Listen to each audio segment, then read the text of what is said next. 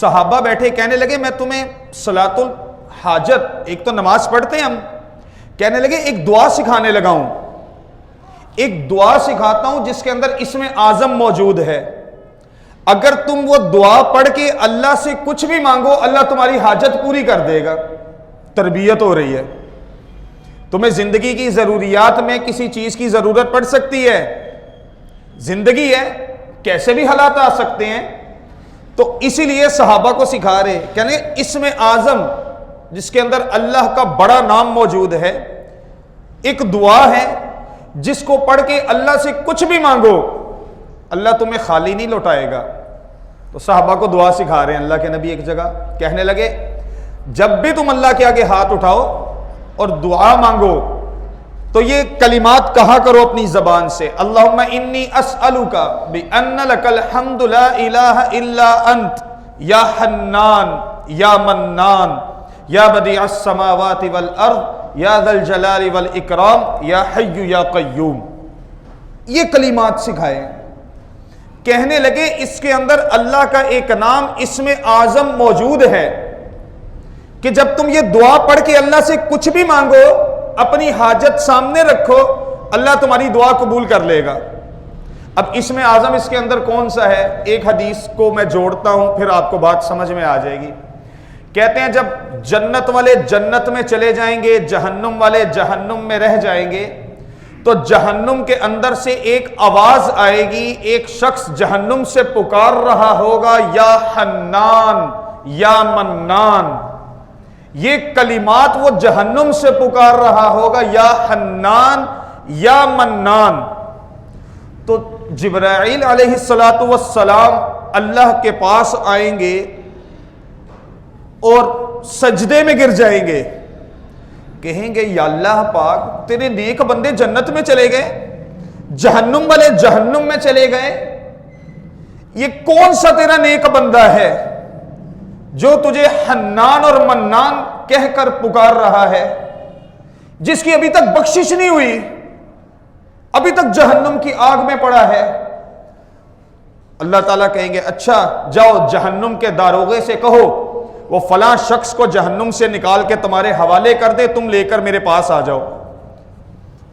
جبرائیل جائیں گے جہنم کے داروغے کے پاس، اس سے کہیں گے جو اللہ کو ایک بندہ پکار رہا ہے یا حنان یا منان کے الفاظ سے اسے لے کر آ جاؤ۔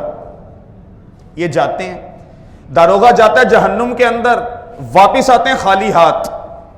خالی ہاتھ آ کر کہنے لگا جبرائیل جہنم کی آگ اتنی بھڑک چکی ہے، وہ کہنا کتنا آسان ہے جہنم کی آگ، ہم سے تو دنیا کی آگ نہیں برداشت ہوتی، یہاں کی گرمی نہیں برداشت ہوتی، روزہ نہیں برداشت ہوتا، پیاس لگ جائے گرمیوں میں، آگ کیا ہوگی؟ کہنے لگے جہنم کی آگ اتنی بھڑک چکی ہے کہ میں فرق نہیں کر سکتا کہ پتھر کیا ہے، لوہا کیا ہے اور انسان کیا ہے۔ جہنم کی آگ بھڑک بھڑک کے اتنی بھڑک گئی پتہ ہی نہیں چلتا انسان کون سا ہے، لوہا کون سا ہے، پتھر کون سا ہے اس کے اندر۔ جبرائیل اللہ کے پاس آئے، دوبارہ سجدے میں گر جائیں گے، رونے لگ جائیں گے۔ اللہ کہیں گے ارفع رأسک، جبرائیل سر اٹھاؤ، روتے کیوں ہو؟ کہا یا اللہ پاک جہنم کا داروغہ تو ایسے کہہ رہے کہ جہنم کی آگ اتنی بھڑکی ہے میں تمیز نہیں کر پا رہا کہ پتھر کیا ہے، لوہا کیا ہے اور انسان کیا ہے۔ پھر اللہ تعالیٰ اس کو بتائیں گے جبرائیل کو، اس سے کہو وہ فلاں دیوار کے پیچھے، فلاں پتھر کے نیچے سنگلیوں میں جکڑا ہوا، ایسے اس کے ہاتھ بندھے ہوئے، وہ ایسے فلاں جگہ پہ پڑا ہوا ہے۔ اور جہنم کے داروغے کے بارے میں آتا ہے جہنم کا داروغہ جہنم کو ایسے پہچانتا ہے جیسے ماں اپنے بچے کو پہچانتی ہے۔ 50 بچے ہوں، 100 بچہ ہو، ماں کو پتا چل جاتا ہے یہ میرا بچہ ہے۔ وہ بچوں کے اندر ایک جیسا یونیفارم پہنا ہوتا ہے بچوں نے اسکول کے اندر، ماں کو پتا چل جاتا ہے یہ میرا بچہ ہے۔ جہنم کا داروغہ جہنم کا چپا چپا ایسے جانتا ہے کہ جیسے ماں اپنے بچے کو جانتی، لیکن تمیز نہیں کر سکا جہنم کی آگ کے آگے، تمیز نہیں کر سکا داروغہ۔ جبرائیل واپس آتے ہیں، آگے کہتے ہیں اللہ تعالیٰ فرما رہے ہیں ہا کذا و کذا، پوری حدیث پڑھ کے کہ فلاں فلاں جگہ کے اندر فلاں پڑا ہوا ہے، لے آؤ۔ جہنم کا داروغہ اسے لے کر آتا ہے، اس کے اوپر سے اس کے عذاب کو ہٹاتا ہے اور لا کے حوالے کر دیتا ہے جبرائیل کے. جبرائیل علیہ السلام اللہ کے پاس لے کر آ جاتے ہیں. اللہ تعالیٰ کہتے ہیں ہاں بھائی کیوں پکار رہا تھا تو مجھے؟ کہا یا اللہ تیری رحمت سے امید تھی، تیری رحمت سے امید تھی مجھے کہ تجھے پکاروں گا. تیرا نام سنا تھا، تیرا اسم اعظم نام سنا تھا کہ تو رحمت کرنے والا ہے، اس لیے میں تجھے اس نام سے پکار رہا تھا یا حنان یا منان، کہ تجھے مجھ پر رحم آ جائے، میری بخشش ہو جائے. تو اللہ تعالیٰ کہیں گے ٹھیک کہا تو نے، جا تجھے میں نے معاف کیا تو جنت کے اندر چلا جا. یہ الفاظ سے یا حنان یا منان، اسی کے مطابق یہ دعا اللہ کے نبی صحابہ کو سکھا رہے ہیں. اللہم انی اسألک بان لک الحمد لا الہ الا انت یا حنان یا منان یا بدیع السماوات والارض یا ذا الجلال والاکرام. تربیت ہو رہی ہے صحابہ کی، اعمال پہ کھڑا کر رہے. ایسے ہی ایک دن اللہ کے نبی بیٹھے ہوئے، حضرت عائشہ آئی، پیاری بیوی، محبوب بیوی، کہنے لگے عائشہ اللہ نے مجھے ایک ایسی دعا سکھائی ہے کہ جسے میں پڑھوں اور اللہ کے آگے ہاتھ اٹھاؤں، اللہ سے جو مانگوں اللہ مجھے دے دے گا. ایسی اللہ نے ایک دعا سکھائی ہے مجھے. حضرت عائشہ آئیں، اللہ کے نبی کے ماتھے پہ بوسہ دیا، ماتھا چوما اور سامنے بیٹھ گئی. کہنے لگی یا رسول اللہ میرے ماں باپ آپ پر قربان، مجھے وہ دعا سکھا دیجئے.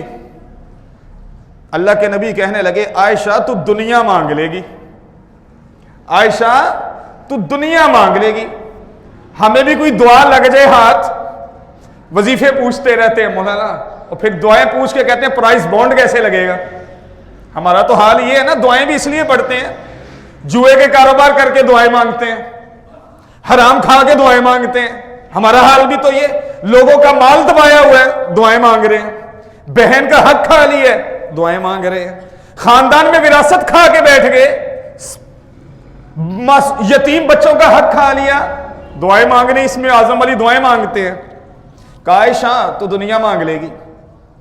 حضرت عائشہ اٹھی، پھر ماتھے پہ بوسہ دیا، یا رسول اللہ مجھے سکھا دیجئے. کہا عائشہ نہ مجھے ڈر ہے، تو دنیا مانگ لے گی. حضرت عائشہ اٹھی اور اللہ کے نبی کے سامنے مصلی بچھا لیا، 2 نفل پڑھے اور اللہ کے آگے ہاتھ اٹھا دیے اور دعا کیا مانگ رہی ہیں؟ اللہم انی ادعوک اللہ وادعوک الرحمن وادعوک البر الرحیم وادعوک باسمائک الحسنى کلھا ما علمت منها وما لم اعلم ان تغفر لی وترحمنی.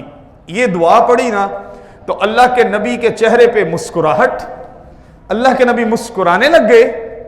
حضرت عائشہ کہنے لگی یا رسول اللہ کیا ہوا، آپ مسکرا کیوں رہے ہیں؟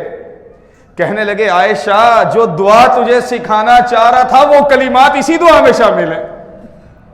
تربیت ہو رہی ہے، اعمال پر تربیت ہو رہی ہے.